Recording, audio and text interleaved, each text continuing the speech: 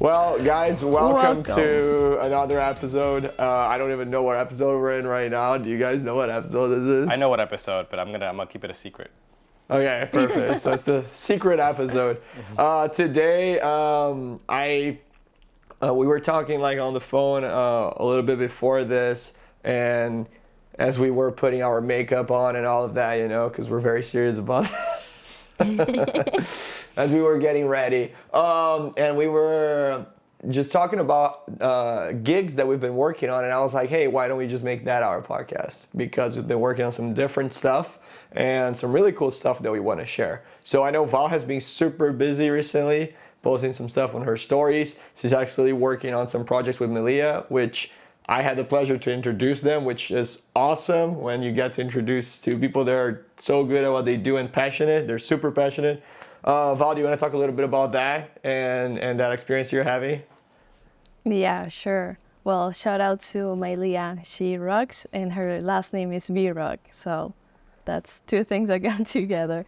But yeah, I guess last year around, I don't know, May, when I graduate, she told me about, you know, live production, and I started working with a company that is freelance based for live production here in Orlando called Redwood. So nothing is a whole different mindset, to be honest. It's a very physical work, but it's so cool. I love it's you get to hang out with people like us a lot, but it's way more audio production people. And you rarely find people that does lighting as profession and stuff like that. But I don't know, it's fun. And this week, after like 3 months, I didn't do any live production. We had two big conventions in Marriott, the World Center, something like that. It was a huge. It's crazy. I never get to walk those hotels because I never go to, you know, the touristic part of Orlando.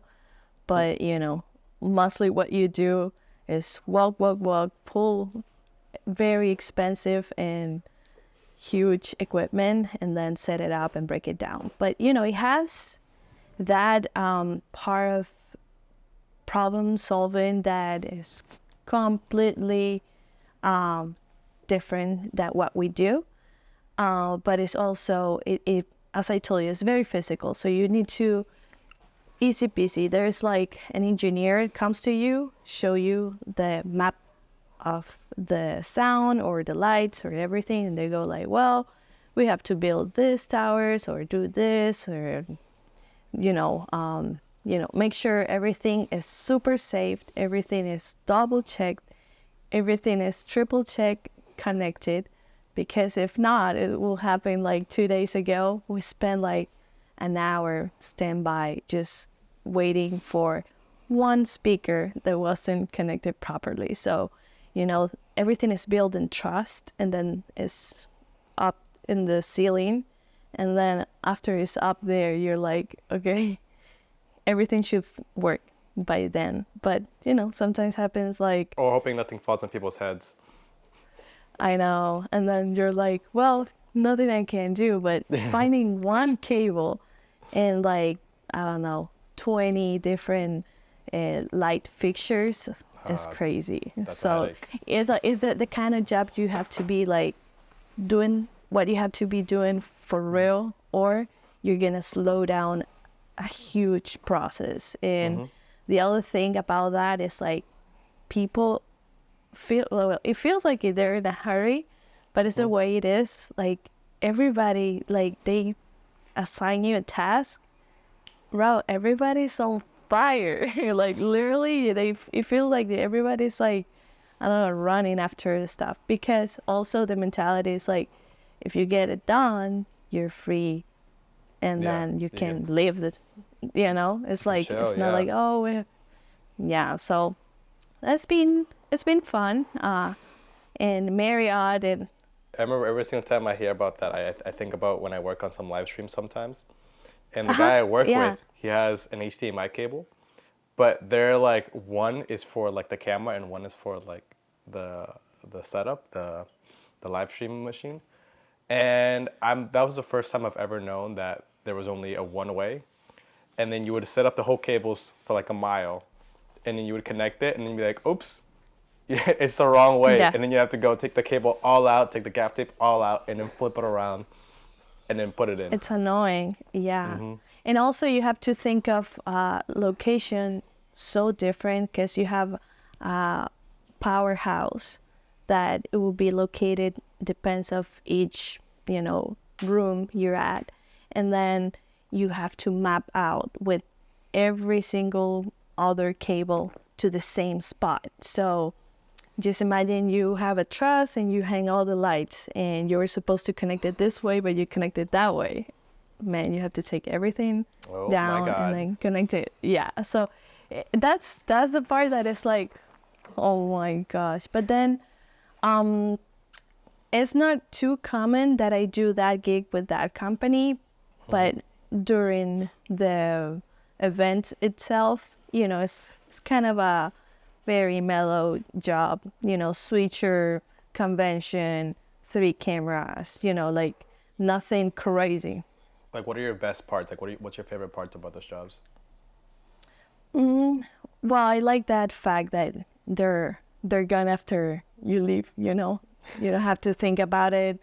And when I'm doing AV, this audiovisual technician, I think it's just fun. It feels like you're hanging out, and I really like the people I work with. So, I mean, I learn a lot every time, and it's like, well, that's fun. It's like I'm doing something that I just need knowledge prior to that, but I'm not like thinking super hard when you're like, I don't know, making a commercial or I don't know, like it's just like way more like a different type of pressure, but still cool. Yeah. Yeah, I like that. Valh, but that's more similar to what you did in school too, right? Because I remember when you first came to think, before you came, but when you first applied and I was looking at your work, a lot of the stuff was media production. And when we first talked, the first things that came to mind weren't really film for you. It was mostly TV, live streaming, audio visual, in the sense that you would do everything with live production and live like audio and video recording and all of that. So I think that's more of what you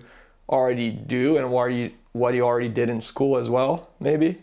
Sure. Yeah. That's definitely. In UCF, I used to do studio, TV studio. So there you have to assemble the same way you would do a event. Kind of the same dynamic. Even the way you coil cables, it has to be in a specific way. It's like if you coil it right, people will love you. If you coil it wrong, people will hate you hard, because the way it should be is like you can throw cable and it doesn't get tangled.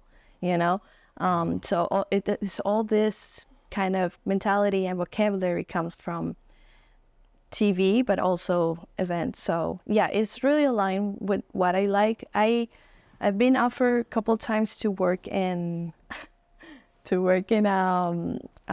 concerts. I'm actually, hold on guys. I don't know why we're flexing. We're such idiots. But I have to say something before you keep going, because you talked about the cable thing, and then Emmanuel got me distracted with his biceps. But you were talking about coiling cables, and I remembered when I first started, like my first actual job in the U.S. was for UCF Athletics video department.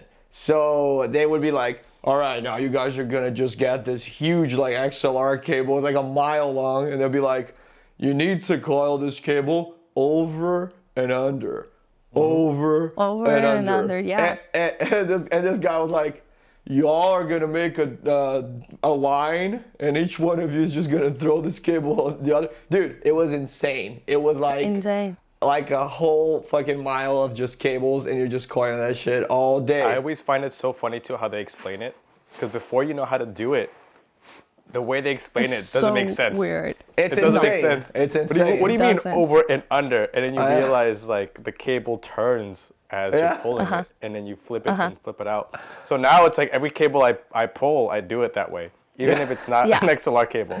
Yeah. Dude, I'm looking at Totally. this as I talk, and I'm like over and under. Yeah, right. My charger cables, my shoelaces. I'm like over and under. Let's explain this on camera, guys. You have to have the end right here, go right here. Then when you have this, you don't go again like this. You have to twist it, and then it normally would just fall itself, and then when you throw it, no problem.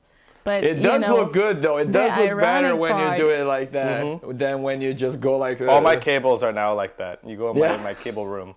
There's cables. Save the cable, guys. They don't. They actually. That's the way you should do it. But you never know until you're in the UCF athletics. Well, that was like my last class, and they're like, you. Was that how you got have to- hired, Val? In the live production job? The job interview is hey, turn this cable around, and if you can't do it, they fire you. If you can. Well, fun fact: there's huge cables called SOCOs that they carry. I don't know how many watts, but it's crazy. They're like this thick and heavy, and you have to reverse coil those too. Oh. And those are not fun. This gig that I did, I guess it was just so much work and so many hours just walking around the whole thing. And I'll explain what it was. But what Valh is saying seems to me like it was also just very physically and mentally challenging. And it just got me thinking, is this a type of work that not only for us, but for people in general, for any creative, is this something they would want to do for the rest of their lives? Are they even able to? Like, am I able to perform physically like this for many, many years? I don't think anyone, I mean, personally, for me, I was like, dude, I cannot see myself being like 40, 50 years old doing it. There's no way. And sometimes you see older people doing it. So I just wanted to like hear your thoughts on that. It just depends how much you squat, But keep squatting until you're 80. Keep benching. For real.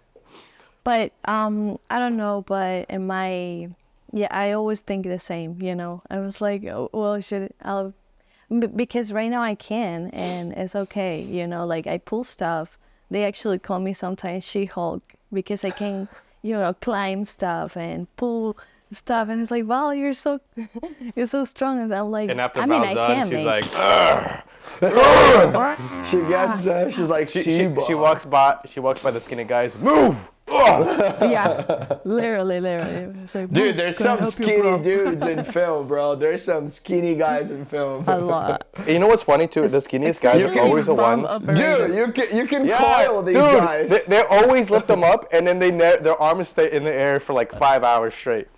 And I'm like, how the hell can you keep your arms up there? But going back to what you said, like at Redwood or when I do live production, especially in Orlando, I feel like they're all people, like camera ops, sound people. They're not more knowledgeable, and I don't know, it's the way it is. I feel like the young people is like more the ones that do the setups and stuff like that. But the leaders and all of that, they're 60, 50 years old. Because they don't want to be lifting up and cables. I see them working, but I see them working sometimes, and they're crazy. I mean, I don't know what it is with like that, but there's sometimes when you see in a corporate event, they're chilling, they're okay here and there, like leading groups and stuff.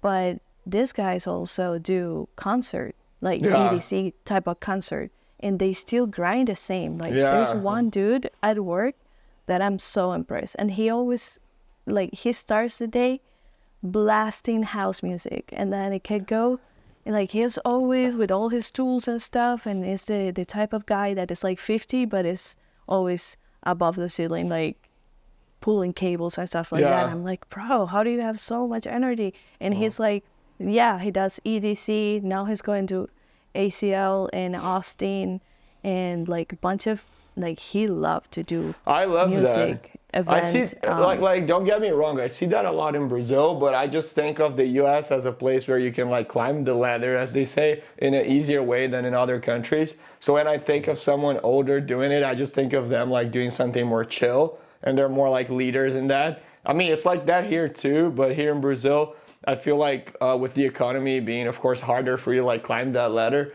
it's easier for you to see people that are like 50, 60, 70 sometimes, and they're just like still at it, you know what I mean? Because it's, I mean, it is what it is. You got to do what you got to do. Yeah. So yeah, my gig, I'm gonna talk about it right now because it's fresh in my head, and then Emmanuel can go after. Or you can jump in the middle and just say, dude, that gig is boring as fuck. I just want to go in and talk about mine. But we went my to gigs were this- OnlyFans. I did OnlyFans for like 3 weeks. I'm actually gonna retire from filmmaking. I think OnlyFans is Dude, honestly, if I did OnlyFans for like a couple weeks, bro, I'd be done with this. No more the money you're making from OnlyFans, bro. No more films. Right. So anyways, we might have to cut that part out. No, just kidding. No, I'm leaving it in. So Just make sure to tag your OnlyFans underneath. yeah. I'll leave my OnlyFans right here. This is for Patreon, Right. even though we don't have any.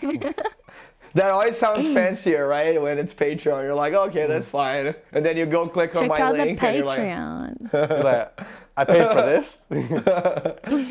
you click on our link, you're like, it's just like OnlyFans. It's just like OnlyFans. Patreon's gonna be videos of us reacting to Fernando's OnlyFans. All of them. Anyways, so we went to, so I have this production company here that's like, I have my production company, and I have this one that's like really good friends with me, and we just do a lot of gigs together. Sometimes I hire them, sometimes they hire me. Our companies hire each other, so it's really nice how we work together here, and they're just like us. Like, I see a lot of similarities between how you guys work and how they work. I can throw them in any different positions on set, and they're kind of gonna figure it out. So they love what they do. They have passion for it, from pre-production to post. And on that day, I was hired by them to be what we here call a filmmaker, which is literally a guy that will have the camera and do every kind of capture, video capturing and audio capturing on that day. It's a filmmaker. It's literally what that position's called here in Brazil. It's more of like I would say a videographer in the US. It's more of a videographer, but we don't have a word for that, and we say literally filmmaker, like the word in English. And anyways, it's fancier, it sounds fancier. I'm not gonna lie though, it's being very, how can I say this? Everyone's calling themselves a filmmaker now. So you got a camera and you're a filmmaker. Whatever. I mean, it is what it is, I guess. I have my it's iPhone, good. and I'm a filmmaker. Yeah, it's good and bad. It's good and bad, you know? Yeah. Like, one side Mostly is good bad, but because- good. Yeah. The good, the bad, and the ugly. One side is good because everyone's able to do it, and it's like the democratization of filmmaking. The other side is that anyone's calling themselves that, so the level of work is just getting really bad. But that's a whole different thing. I think we can have a whole episode on that. But the whole thing was to go to this brand that basically makes, so they have their own like factory here. It's not in Sao Paulo, but it's in the state. It's in a smaller town, like a few miles, or I guess a couple 100 miles away from here. So it's like a couple hours drive. And they make construction material, and it's like the second biggest in Brazil. It's huge. It's like a whole city with just employees and different departments. Like vlogs and stuff. Just making everything. things. Like, the main thing they make is paint, and they make materials to, like, you know, the stuff to, I don't know the technical terms in English, to be honest, but stuff that you put It's on a like Home Depot. windows. Well, kind of like Home Depot, but they make the materials that would go to be sold on Home Depot. So it's a B2B, business to business situation. Gotcha. Are you making a commercial about that, or you're working? So we were making a commercial. So I was making paint. No, just kidding. We were making. So I quit being a filmmaker and now I do paint. So I just the moved, creative paint. I just moved to that city and now I'm making construction materials. The things, So the we things were- we My do, name, by the way. the things we do to support our business. Right? I mean, you gotta do what you gotta do. No, but I was hired to be a filmmaker on that gig where we were just showing the whole brand, showing everyone, you know, the main departments that work there and whatnot. And we did it in the brand video way, which we do a lot, like brand film, where you go and you capture very cinematic shots. You get a little bit of interviews. You get a little bit of behind the scenes of how the actual work is done. And then the final product. So it was really nice. We got to see like the paint being created and then the paint going to like the final stage and how it's like I love applied to that. like a house or something. It's so nice to watch, like the mixing paint. Like I love it. Yeah, it was super colorful for sure. And I love that aspect of it. But I was gonna say, this whole thing was like huge. And we started at like 6 a.m. and we got done at like, I don't even know, 9 p.m. or something. 6 a.m. we were there. I woke up at 5 that day.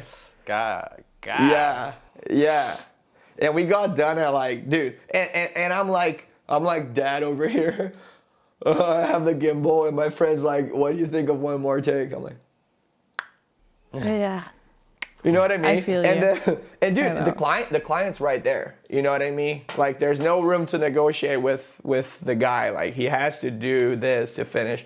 Either way, we did something really different, which is we did so I just did capturing that day, only really filming and no editing, nothing like that. It's also really cool. I don't know how often you guys do that, but to just go, do it, and you're done. You just Yeah, give I the do it a footage lot. to them. I love Dude, it. That was my, that's Emmanuel's favorite. But that's what I mean with like events, like live production. You just go, do your thing, and Boom, then you can go done. sleep. Well, That's good because But as business owners, for us who own production companies, it's like you always have to contact the client, make sure they're getting what they need, make sure you're editing what they need, or you're hiring someone to edit it. They got to be happy with it. When you get hired for a freelance gig like this, you just get your work done, send it to them.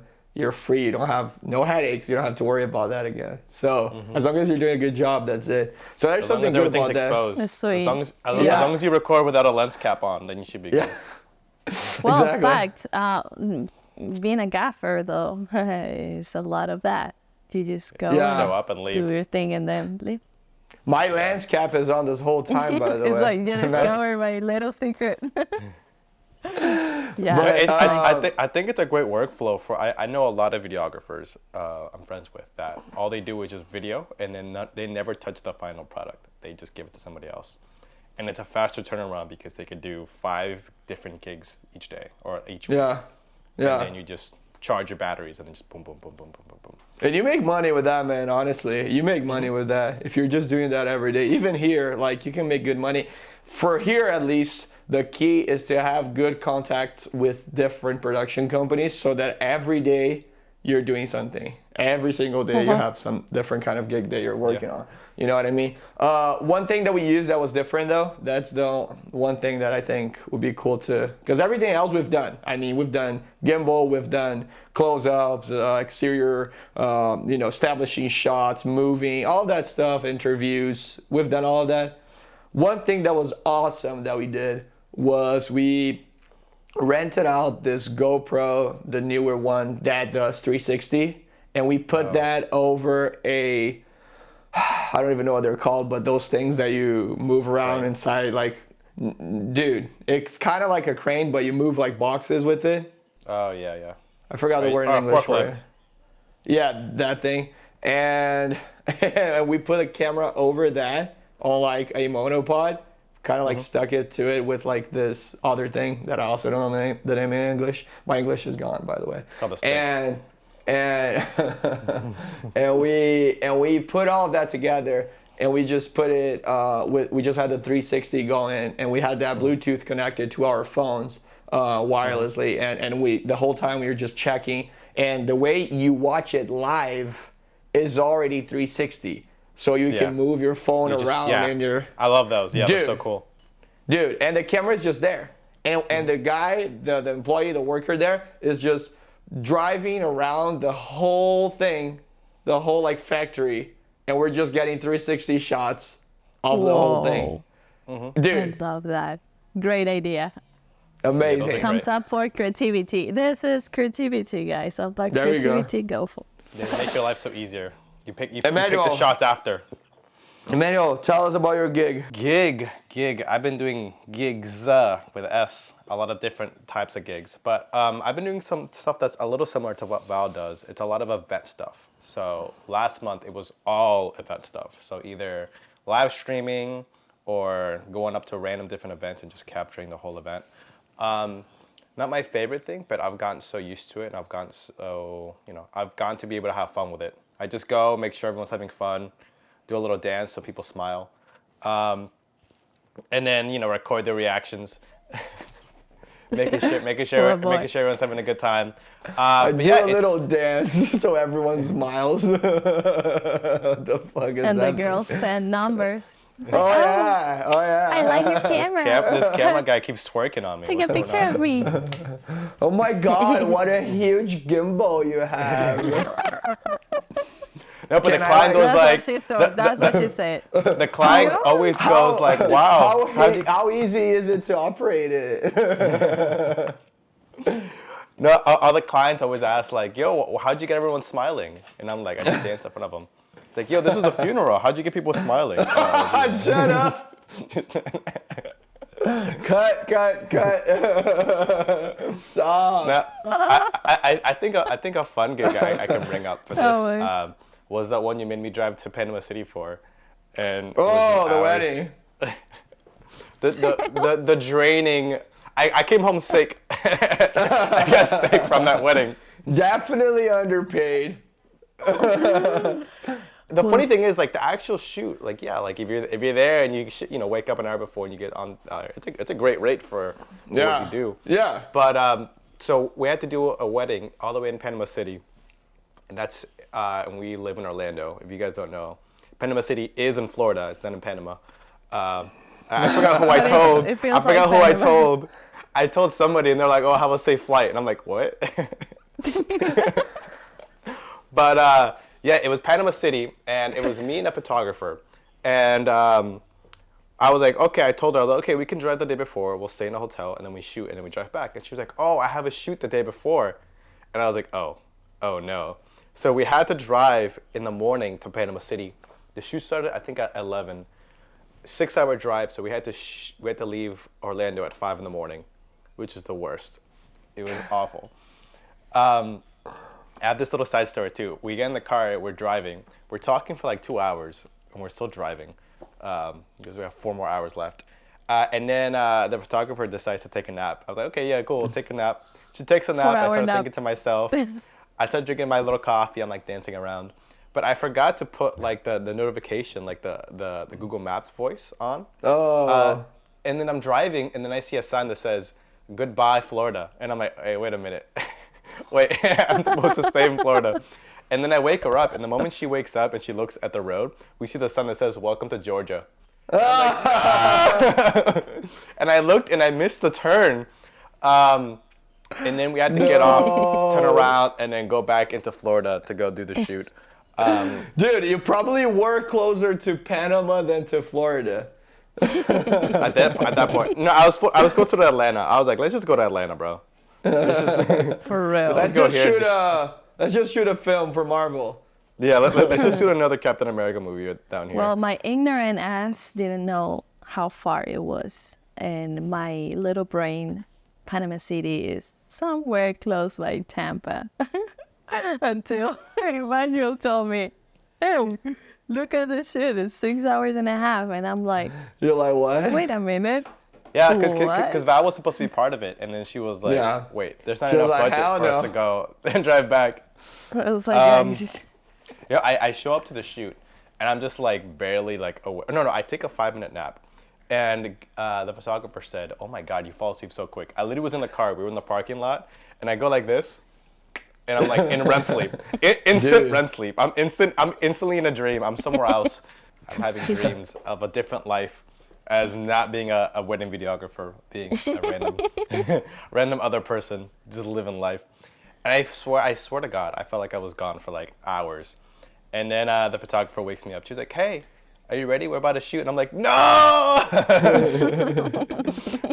She's like, "How do you fall asleep so quick?" I was like, "You don't know how tired I am." You do not know how tired I am. So we go, we do the shoot. I think you've been doing like so many things before you even took that trip. Like you've been nonstop doing that shit. week I was on like a We grind. start off. Oh my God. Yeah. It's been crazy. We get to the wedding and I'm just like a zombie mode the whole time. But I'm getting a lot of good shots. The hair lady takes forever, so we just have to wait for the hair. But anyway, we get the whole wedding and we have to drive back. We luckily got a hotel. I'm not gonna call out the hotel name, but it was very dusty in there, and I was not able to breathe when I slept. I woke up with like my nose clogged, my throat super dry, and then I had to drive home with that. I was just so like, now I'm gonna edit that footage now, so we'll see how that's gonna come out, guys. He's like, "Yo," it's like you're just aiming at the floor. I was like, "Yeah, I was tired." But his own selfie mode the whole time, like. Yeah, you just see my face the whole time. But yeah, just doing a lot of event style shoots, weddings. I got to shoot in Las Vegas last month, which is always fun. I should have gambled. My friend made $300, and I was like, ugh. But every single time I go to gamble, I lose like $500. So I was like, do I really want to get paid to go lose money? Right. Paid to gamble. And yeah, this month is slowing down with events, and now my next big thing is I'm teaming up with somebody right now, and we're offering commercials to local companies. So that's my whole big thing. Just getting better at that sales aspect and getting better at locking in deals that aren't low budget, but locking in deals with a fat budget for me to be as creative as I want to be. Yeah, I love that. I think events. Fat budgets. Please. Yeah, for sure. I mean, we love that. We are trying to attract big budgets. Thick budgets. Thick. A nice thick budget. But the thing is, for us, it's like a lot of us don't even want that money for ourselves. We just want to use better equipment. We just want like yeah. It's just for the sake of we like want a car the rig. upgrade. We want people that can help us out instead of being the camera guy, gaffer, actor, TP, director. Yeah, you might just make the same money you used to, I don't know, doing a bunch of other things, but now we're talking about like, oh, if we had this fancy little thing and it's extra $80, but then if you have it's like a, I don't know, grandfather credit card. You're like, you have no limits. Go swipe that shit. But yeah, it's a big thing. I think that's the biggest thing for people in our industry, where like if you want to make bigger things, what you make with no money is good enough already, and then people value that and then want to put more money and see your skill grow, see your potential. Also being like very, I don't know, let's say, just not spending money in stupid things also helps a lot at budget, because sometimes they're like, oh no, we need, I don't know, 1,000 of Coca-Colas on set. It's like, bro, like when we're busy, we don't even touch like the food or stuff like that. Sometimes budgets also get really like pointless just because people don't know how to spend things right, and it's like unnecessary stuff. So it's good to be in the middle where you produce for both scales. So when you have a big budget, you just spend money on trash, but you spend it like wisely. I think it takes a little bit of each experience to do it, because sometimes I feel like, man, like, okay, it's cool. I understand the branding and the marketing behind walking into a set and, I don't know, finding a name tag super cute with your stuff, and there's a little swag bag or whatever, like branding thing, but it's not really necessary. You could I feel like there's two different realities to what you're saying. Like when I book gigs for my own production company, and I think it's the same way for you guys, like you're very mindful, because most of the times, since our production companies are like a year or 2 years old, we're starting out, so the budgets are going to be smaller. So then we're very mindful of these things, and at the end of the day, the final product might be better, but we're not making that much more money than we would if we were just doing it alone. You know what I mean? But our final product is better, you know? I think that's what happens when you're like a full-on creative. You rather put all the money into your baby, the baby being the project you're working on at the moment. Yeah, and that's what I'm then saying. and once you have that, then like life's perfect, but then you gotta pay rent, and you're like, oh snap, I should have charged more. Yeah, that's basically what it is. And I feel like, to what Valh was saying, when it's bigger production companies that hire me as a freelancer, and I think you guys have gone through this too, you're like, okay, why the hell are there 20 different lights that you guys rented for this? I could do this setup with 5. There are 20 here. And there's like 30 people not doing anything, and there's like this amount of catering, food, water, drinks, whatever. We're not even touching that, like Valh said. So it's like it's like, you know, both sides, and I think bigger productions kind of like spin also stuff. Of like, once you get to a certain point, you don't want to be a multitasker to a certain extent. Like you just want to be the DP, and a lot of times when you're on a DP in a higher level, you don't even touch the camera. You have a camera operator and an AC, or even if you're a camera operator too, you're not tweaking the camera, you're not changing the lenses. An AC, the second AC is doing that. You're sipping on a margarita. You're just chilling. Emmanuel's chilling out here on a hammock. Like, I just want that shot, and I want that shot. But it's like, this is what I want. It's merging the two of like, okay, I can't do everything. I can't be the DP and gaffer and makeup artist. I have to pick one. And then you put budget into that, and then you make that the best that it can be. So that's my next step in the next couple months. Because I do get gigs that are, being well paid, but I don't have the control of like, getting that client myself, and then letting them know the expectation of how much a budget can be, and then how much we can give them with that budget. So that's what I'm excited about. And yeah, I'm excited to see. I just talked to a client last week with one of my boys. He seems super excited. And if it gets accepted, then we're doing a little commercial with them in the next couple weeks. So goal is to do that with a couple more local businesses in Orlando, and just grow a portfolio of like superly well done commercials. I love that. Can't wait. That's awesome. Cool, guys. I think that's it. Is there any last things you guys want to share or ask? Prompt questions. Let's hear it. Do we have one? No. We don't. She's gonna come up with one. Let me use my Chat GPT right here. Yeah, you use your Chat GPT. Yeah. Try this. Let's say. I have one. Okay, go. If let's say in 50 years you guys become famous, who would you want to 50 play years, you? bro. Yeah, it's gonna take you 50 years to become famous. Fucking Clint Eastwood is gonna play me, bro. 50 years. What actor do you want to play you currently to explore your life? Fuck. So. He's gonna say Clint Eastwood. I mean, in 50 years, yeah. But like, if it was, someone that I mean, I would want to look good. So I would want someone on the level of Chris Hemsworth. Maybe we can talk about Leo DiCaprio. Maybe we could talk. And then if I'm a little older than Tom Hanks, I love that guy. I would want Spielberg to direct for sure. No, I picked the director for you. You can only pick the actor. You did? Who's directing it? No, wait. Now I'm saying I would pick the director. You can only pick the actor. Okay. Yeah, I mean, I don't know who would play me. I don't know. Oof. I have no clue. What about you, Emmanuel? Jack Sparrow, like what's his name? Johnny Depp. Johnny Depp isn't bad. He's not a bad choice. Bro, you're looking like a pirate. You're looking like a pirate for sure. My hair. I'm not even showing my hair. My hair is mad long right now. It is. I'm gonna become fully homeless looking in the next 3 months. You can go make some $900 in California if you move there then.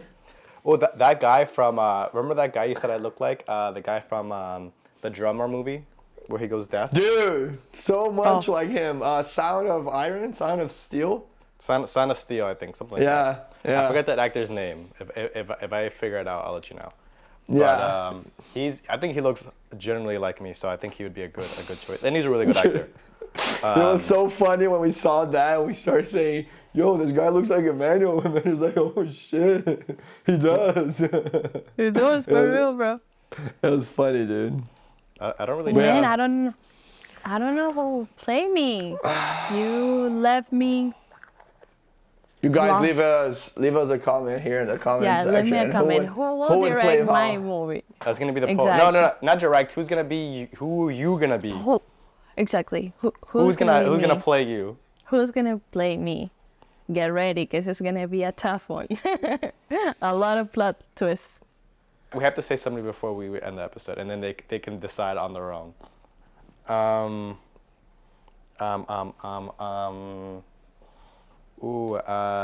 you have any ideas? What the fuck?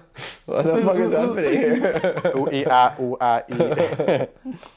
I don't know, man. I would leave it to them because I have no clue. Riz Ahmed is what the guy's name is. Oh yeah, that's you. Oh, Riz. That's you. Riz Ahmed. That's you. Yeah. Agree. I kept thinking Rami Malek, and I'm like, that's not it. It's similar name. Similar actors, yeah. We gotta pick someone for Valh before we leave. Bro, I have no clue. Do you not like female actors? Fernando, is that what you can't think of any? I mean, maybe, yeah. No, I do. I love a lot of them. I just don't know any off the top of my head that I'm like, oh yeah, that would play Valh for sure. You know what I mean? I'll have Aquafina play Valh and give her a Brooklyn accent. Perfect. There we go. Not bad.